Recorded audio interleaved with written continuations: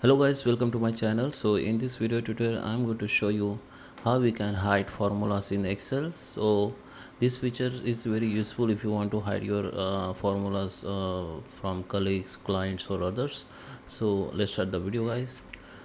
Okay guys, so here we are. This is my Excel and I have some data here with formula. You can see in this column I have used formula. Okay, so I will show you step by step process. Okay, so first we need to go home and here we need to select find and select and click on formula. So it will be select all cell with all cells which has the formulas. Okay, so it will be select all formulas from your Excel sheet. Okay, but if you want to select particular cell or formulas only, then you can just select the particular formulas like this. Okay, now just right click on it and go to the format cell.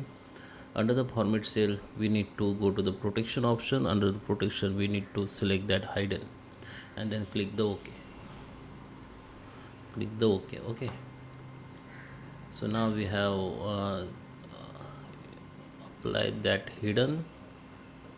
Okay, so now we need to select that all on the value which the this value which is connected to this formula. So just select that value like this, right click on it, go to the format cells and under the protection we need to uncheck this locked. Okay, so that we can, okay, just uncheck that locked and just click on OK. Now we need to go in this view options. Under the view, go to the protection sheet. Here you can see we have select locked cell and select uncheck cell, and here we need to give the password of this Excel sheet. So this is the final steps. Okay, re-enter your password. Now you can see these formulas of from this cell or column has been hidden, and if I change the value from here, it's apply on the particular cell. You can see even the formula is hidden. This value, when we change the value, the formula it's work because of we have selected that uh,